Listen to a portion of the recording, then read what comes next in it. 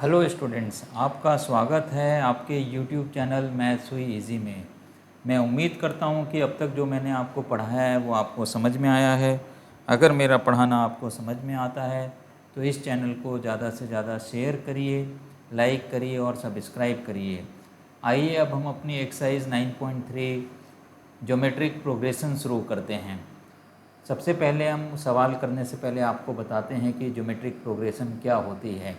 जिस तरीके से एपी के अंदर डिफरेंस होता है वो कांस्टेंट होता है, ए प्लस डी, ए प्लस 2d, इस तरीके से टर्म्स होते हैं।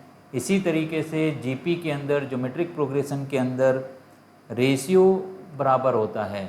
अगर हमारा पहला टर्म ए है, दूसरा टर्म हम ए आर लिख सकते हैं, ए आर स्क्वायर लिख सकते हैं, A R cube and so on up to A R to the power of n-1। इसके आगे भी ये टर्म्स चल सकते हैं। अब आप देखिए, अगर हम second term divided by first term करते हैं t2 डिवाइडेड बाय t1 तो क्या मिलेगा हमें? ए आर डिवाइडेड बाई ए। क्या वैल्यू आ जाएगी इसकी? ए से ए कैंसिल हो जाएगा और हमें रिज़ल्ट मिलेगा आर। इसी तरीके से अगर हम T3 डिवाइडेड बाई T2 करते हैं तो हमें क्या मिलेगा? A R square divided by A R. तो यहाँ पे भी ए से ए कट गया और एक आर कैंसिल आउट हो जाएगा और हमें क्या मिल जाएगा? आर। तो कोई भी सब्सिक्वेंट टर्म को उसके पहले वाले टर्म से डिवाइड हम करेंगे, जस्ट पहले वाले टर्म से, तो हमें आर मिलेगा। तो इस आर को हम क्या बोलेंगे? कॉमन रेशियो बोलेंगे। तो A is called as first term. तो आप लिखिए यहाँ पे फर्स्ट टर्म हमारा क्या है? First term is A and common ratio is R. Common ratio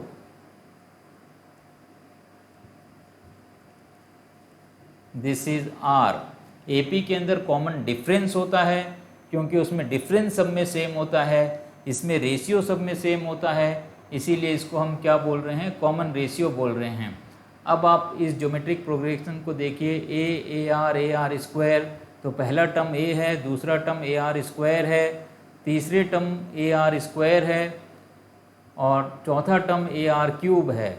मतलब अगर चौथा टर्म है तो आर की पावर एक कम है, तीसरा टर्म है तो भी आर की पावर एक कम है, और अगर दूसरा टर्म है तब भी आर की पावर एक कम है। तो अगर मुझे Tn लिखना है, nth टर्म लिखना है, Tn मतलब nth टर्म, तो Tn का फॉर्मूला हो जाएगा A R to the power of n-1। तो ये आपका पहला फॉर्मूला हो गया जो आपको याद रखना है इस एक्सरसाइज को करने के लिए। This is the first formula. तो यहाँ पे आप लिख लीजिए 1। अब आपको हम सम का भी फॉर्मूला बताते हैं, सम ऑफ n टर्म्स। इसको हम डिनोट करेंगे Sn से। इसके लिए फॉर्मूला हो जाएगा a 1 minus R to the power of n divided by 1 minus R. ये हम फॉर्मूला लिख सकते हैं, या इसी को कई लोग इस तरीके से भी लिखते हैं, a R to the power of n-1 divided by r-1। दोनों ही सेम है। अगर ऊपर वाले फॉर्मूले से न्यूमरेटर डिनोमिनेटर से माइनस साइन कॉमन निकाल लेंगे तो हमें यही चीज़ मिल जाएगी। जनरली हम 1 minus R to the power of n तब यूज़ करते हैं जब r की वैल्यू 1 से छोटी हो, if r is less than 1। लेकिन ये कोई रूल नहीं है, हम कभी भी यूज़ कर सकते हैं, उससे कोई फ़र्क नहीं आएगा। इसको जनरली तब यूज़ करते हैं जब r की वैल्यू ग्रेटर देन 1 हो, अदरवाइज़ भी यूज़ कर सकते हैं, इसमें कोई डिफरेंस नहीं है।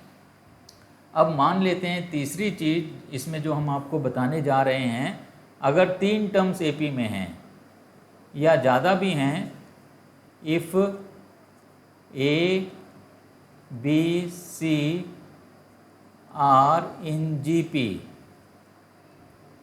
मतलब geometric progression, this implies b by a is equal to c by B.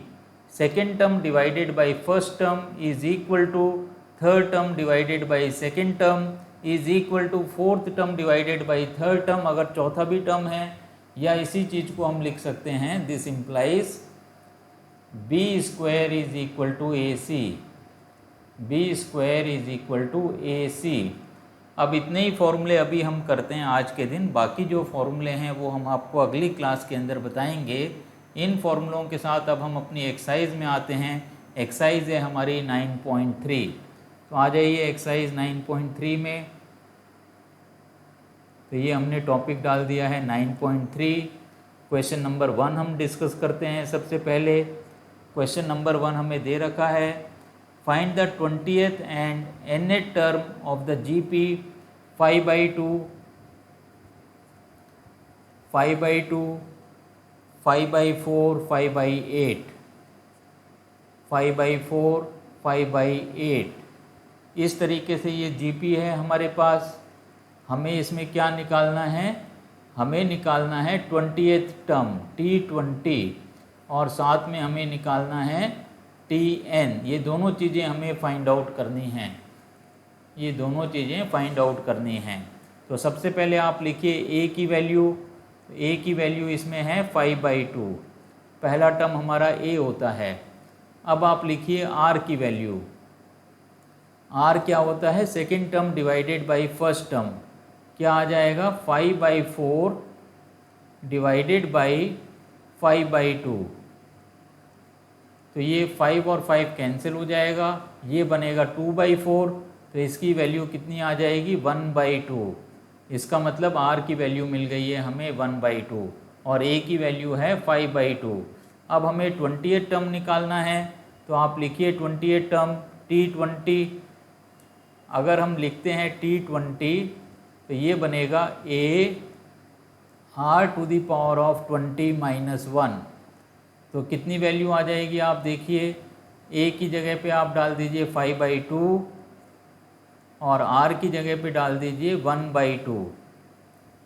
1/2 20 - 1 मतलब कितना हो गया, 19 हो गया ये। इसको अगर आप सिंप्लीफाई करते हो तो ये बन जाएगा 5 डिवाइडेड बाई 2 तो ये हमने निकाला इसमें T20 पहला पार्ट। अब आपको Tn निकालना है। तो आप लिखिए Tn इज इक्वल टू, अब आप देखिए 20th टर्म में हमें मिला है 5/2 तो आप इसको डायरेक्टली भी लिख सकते हो 5/2 या आप फिर से ये प्रोसीजर अप्लाई करना चाहते हो तो यहाँ पे 20 - 1 है तो ये बन जाएगा आपका n-1। कैसे भी कर लोगे आपको यही आंसर मिलेगा। तो पहला पार्ट हो गया ये T20, this is the first part which we have to calculate and this is the second part Tn which we have to calculate. आइए अब हम चलते हैं क्वेश्चन नंबर 2 में। तो यहाँ पे लिखिए क्वेश्चन नंबर 2। क्वेश्चन नंबर 2 क्या है, find 12th term of GP whose 8th term is 192। तो हमें T8 की वैल्यू दे रखी है, T8 is equal to 192 and common ratio is 2। Common ratio is 2। R की वैल्यू भी हमें कितनी दे दी गई है, R की वैल्यू 2 दे दी गई है। और हमें इसके अंदर निकालना क्या है, फाइंड 12th टर्म, मतलब हमें इसमें निकालना है T12 की value. T12 is equal to, ये हमें फाइंड आउट करना है। अब आप देखिए T8 क्या हो जाएगा, AR⁻7। This is AR⁻7 is equal to 192। अब लिखिए यहाँ पे A multiplied by 2⁻7, 2⁻7 this is equal to 192। तो इससे A मल्टीप्लाइड बाई 2⁻7 कितना होता है, 128। 128 इज इक्वल टू 192। तो A की वैल्यू कितनी आ जाएगी, 192 डिवाइडेड बाई 128। ये आपको डिवाइड करना है। तो ये जब आप डिवाइड करोगे तो इसकी वैल्यू आपको मिलनी चाहिए 3/2। A की वैल्यू कितनी आ जाएगी, 3/2। 3/2, तो ये हमारा a की वैल्यू आएगी। अब हम चलते हैं, ये 64 × 2 होता है और ये 64 × 3 होता है, तो 64 तो ये कैंसिल आउट हो रहे हैं, इसीलिए a की वैल्यू कितनी आ गई, 3/2 आ गई है। अब हमें इसके अंदर क्या निकालना है, T12 की वैल्यू निकालनी है। तो आप लिखिए T12 इज इक्वल टू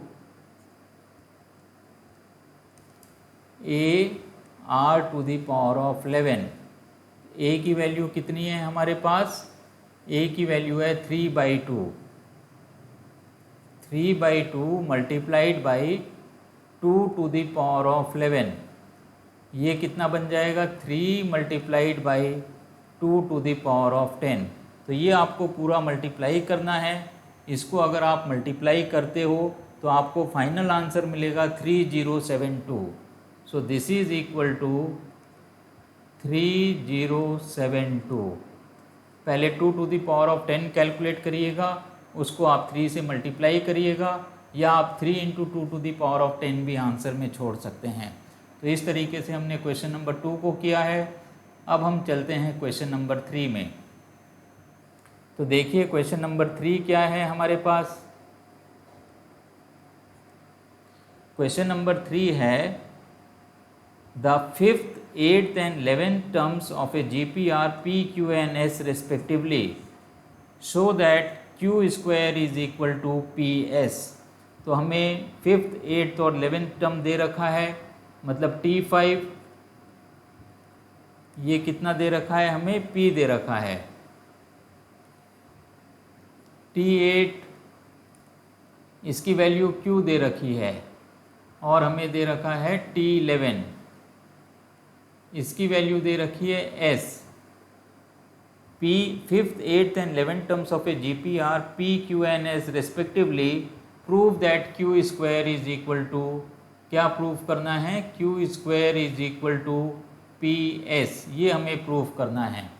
अब आप देखिए T5 का मतलब क्या हो गया, AR⁴, तो लिखिए यहाँ पे AR⁴ is equal to P, पहली चीज़। T8 का क्या मतलब हो गया, AR⁴ इसकी वैल्यू आ गई Q, और ये क्या हो गया हमारे पास, AR⁴ इसकी वैल्यू है S। अब हमें क्या करना है, ये T11 की वैल्यू S हो गई, तो AR⁴ कितना हो गया, S।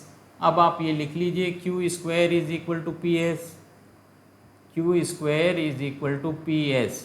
दोनों साइड वैल्यू सब्स्टिट्यूट कर दीजिए, इक्वल आना चाहिए हमारे पास, तो ये बन गया AR⁴ का square, and this should be equal to AR⁴ multiplied by AR⁴ जब हम इस स्क्वायर को खोलेंगे तो ये बन जाएगा A² R⁴ and this is again equal to A² R⁴.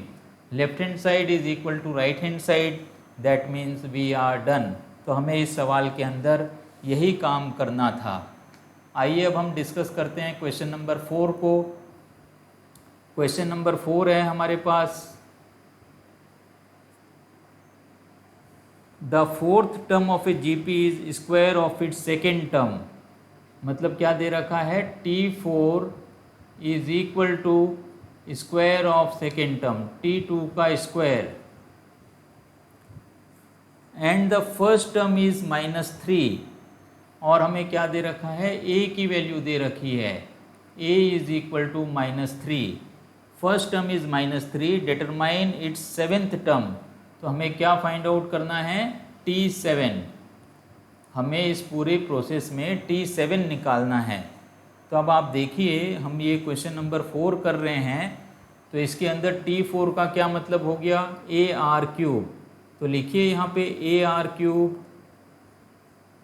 This is equal to T2 होता है AR सेकेंड टर्म, AR का होल स्क्वायर। तो इससे हमें क्या मिल जाएगा, AR⁵, this is equal to A² R²। अब एक ए और एक ए कैंसिल हो जाएगा, आर स्क्वायर कैंसिल हो जाएगा, तो हमें कितना मिल जाएगा यहाँ पे, r is equal to a, r is equal to a, और a की वैल्यू -3 है, तो ये पूरी की पूरी -3 हम यहाँ पे लिख सकते हैं। r की भी वैल्यू -3 हो गई है, a की भी वैल्यू -3 हो गई है। अब दोनों वैल्यू हैं तो हम T7 निकाल सकते हैं।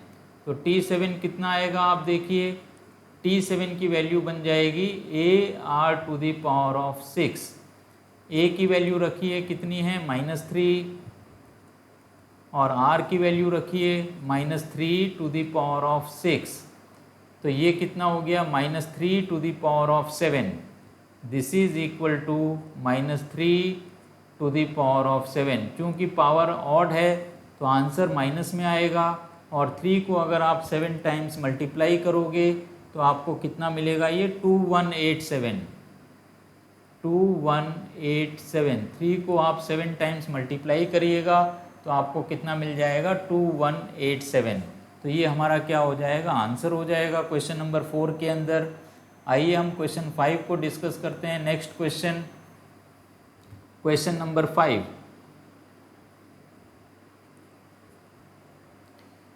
which of the following sequences, which term of the following sequences is, हर में हमें एक सीक्वेंस दे दी गई है। हम इसके अंदर सबसे पहले ए पार्ट को करते हैं। क्वेश्चन नंबर 5 का ये ए पार्ट है। इसमें हमें सीक्वेंस दे दी गई है 2 √2 देन 4। इस तरीके से ये सीक्वेंस हमें दे दी गई है। अब हमें ये बताना है कि 128 कौन सा टर्म है, तो ये हमें इसके अंदर फाइंड आउट करना है। तो अब आप इसके अंदर देखिए, ए की वैल्यू कितनी आ जाएगी, 2, आर की वैल्यू कितनी आ जाएगी, second term divided by first term, तो आर की वैल्यू मिल गई हमें, 2 से 2 कैंसिल आउट हो गया, √2। आर की वैल्यू √2 है और ए की वैल्यू कितनी है, 2। अब 128 कौन सा टर्म है ये हमें बताना है। तो आप लिखिए let Tn is equal to 128। तो इसका मतलब क्या हो गया, ar⁴n-1 इज इक्वल टू 128। ए की वैल्यू डाल दीजिए 2 मल्टीप्लाइड बाई आर की वैल्यू डाल दीजिए √2n-1 इज इक्वल टू 128। इसको हम इस तरीके से लिख सकते हैं 2 to the power of n-1/2, और इस 2 को इधर अगर आप डिवाइड कर दोगे 128/2 आ जाएगा। इसका मतलब क्या हो गया, ये 64 आ जाएगा। तो इसका मतलब क्या हुआ, 2 to the power of n-1 divided by 2 is equal to 2 to the power of 6। तो इसको अगर हम इक्वेट कर देते हैं पावर्स को तो हमें क्या मिलेगा, n-1 divided by 2 is equal to 6, and this gives us n-1 is equal to 12, और this will give me n is equal to 12 + 1 13। तो इस केस के अंदर क्वेश्चन नंबर 5 के फर्स्ट के अंदर क्या आ गया, n की वैल्यू 13 आ गई। इसका मतलब 13th टर्म जो है वो 128 है। तो अब इसका बी और सी पार्ट आपको खुद ही करना है, इसी तरीके से आपके ये पार्ट्स भी हो जाएंगे। अब हम डिस्कस करते हैं क्वेश्चन नंबर 6 को। क्वेश्चन नंबर 6 क्या है आप देखिए, question number 6, for what values of x the numbers -2/7 x and -7/2 are in GP। -2/7 x and -7/2 are in GP। x की किस वैल्यू के लिए ये 3 नंबर्स GP में होंगे। तो आप लिखिए if A B C are in GP, इसका मतलब होता है then B/A is equal to C/B। then b by a is equal to c by b। ये यहाँ पे 2 नहीं है, then है ये।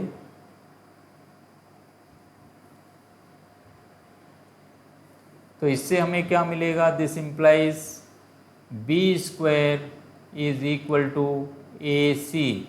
यही वैल्यूज़ आप इसके अंदर डाल दीजिए। b का मतलब सेकेंड टर्म होता है, that is X square. X square is equal to -2/7 multiplied by -7/2। Minus minus plus हो जाएगा और 7 से 7 कैंसिल आउट हो जाएगा और 2 से 2 कैंसिल आउट हो जाएगा। तो हमें क्या मिलेगा? X square is equal to 1 and this will give me x is equal to +-1। तो x की क्या वैल्यू आएगी? +-1 वैल्यू आएगी। आइए अब हम करते हैं क्वेश्चन नंबर 7। तो देखिए क्वेश्चन नंबर 7 हमारा क्या है। क्वेश्चन नंबर 7, इसके अंदर लिखा हुआ है find sum to indicated number of terms in each of the following geometric progressions from 7 to 10। तो क्वेश्चन नंबर 7 से 10 के अंदर हमें ज्योमेट्रिक प्रोग्रेशन का सम निकालना है। तो आइए इसको हम कर लेते हैं। Question number 7, 0.15, 0.15, 0.015, 0.0015, 0015 and so on. तो ये हमारी ज्योमेट्रिक प्रोग्रेशन है। इसके अंदर हमें 20 टर्म्स तक का सम निकालना है, 20 टर्म्स। तो हमें S20 इसके अंदर कैलकुलेट करना है। तो A की वैल्यू कितनी हो जाएगी? आप देखिए A की वैल्यू हो जाएगी 0.15।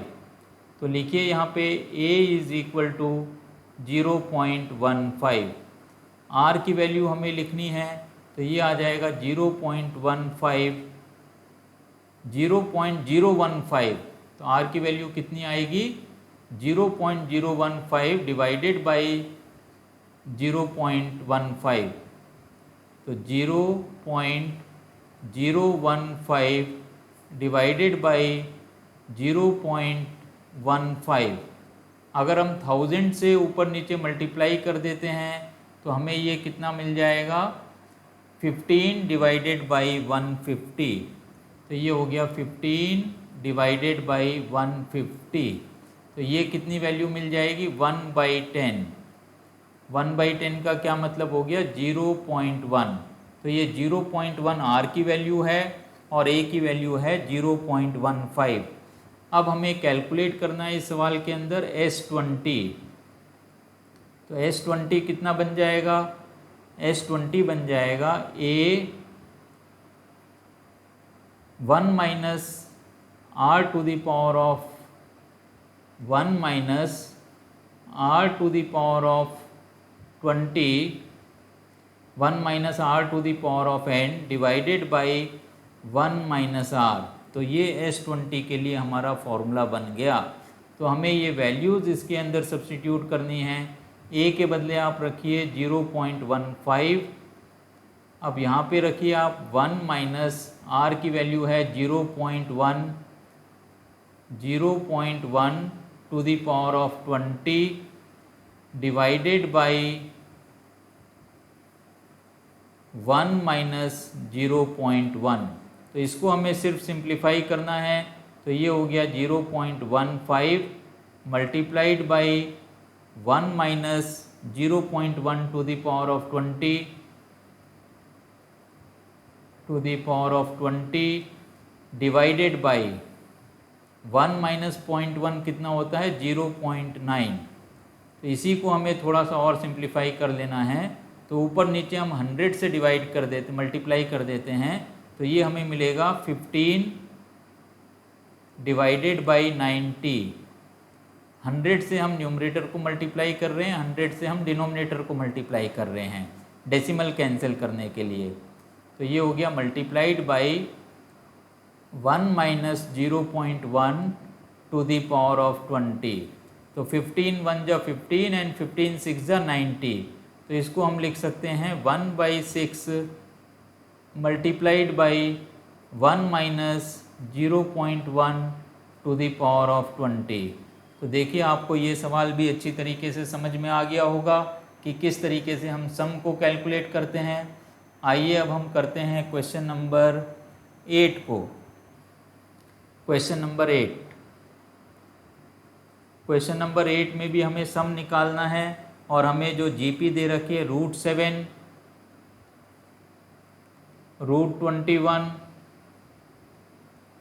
उसके बाद दे रखा है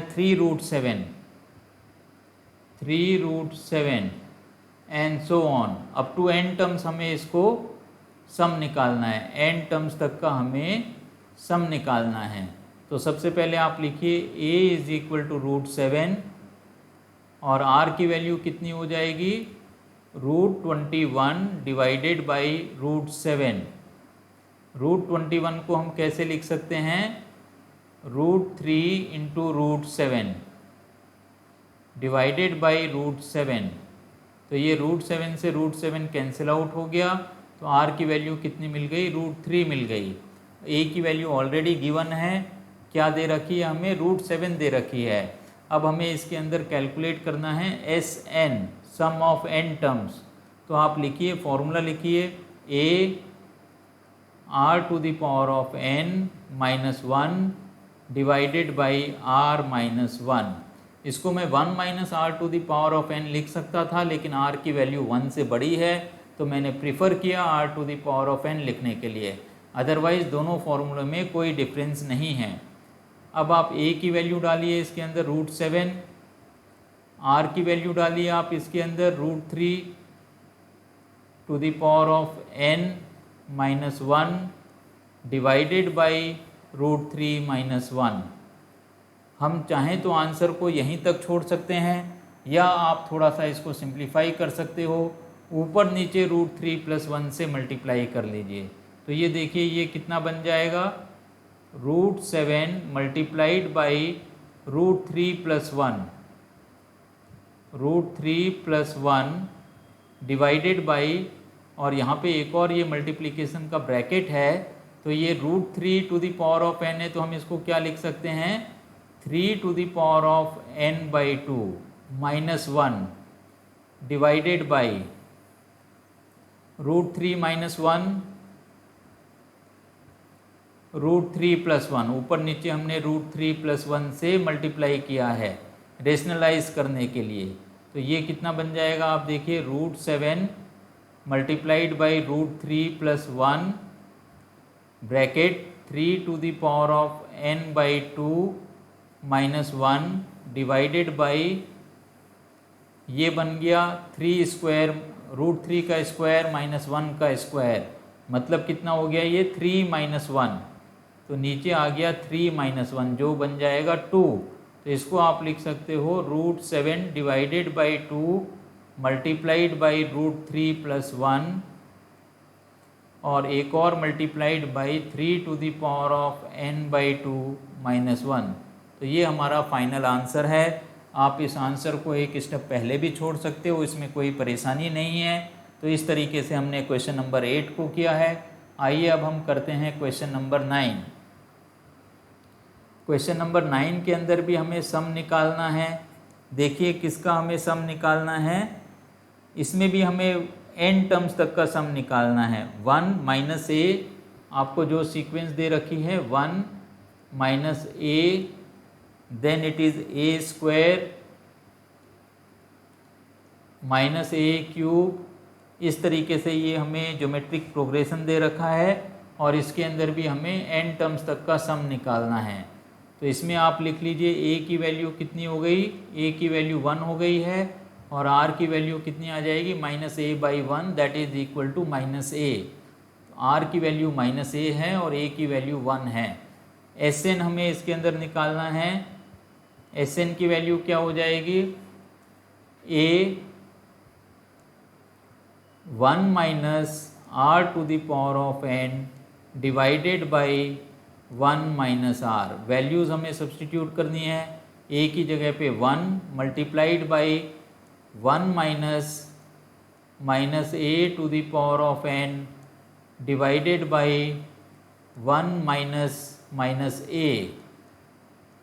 तो इसको हम कैसे लिख सकते हैं, ये 1 तो ख़त्म ही हो गया, तो इसको हम लिख सकते हैं 1 minus a to the power of n divided by 1 plus a। तो ये हमारा इस क्वेश्चन के अंदर आंसर हो जाएगा। तो बहुत ही सिंपल क्वेश्चन था, इसमें तो कहीं कोई समस्या ही नहीं थी। आइए हम क्वेश्चन नंबर 10 को भी डिस्कस कर लेते हैं। क्वेश्चन नंबर 10 है हमारा X cube X to the power of 5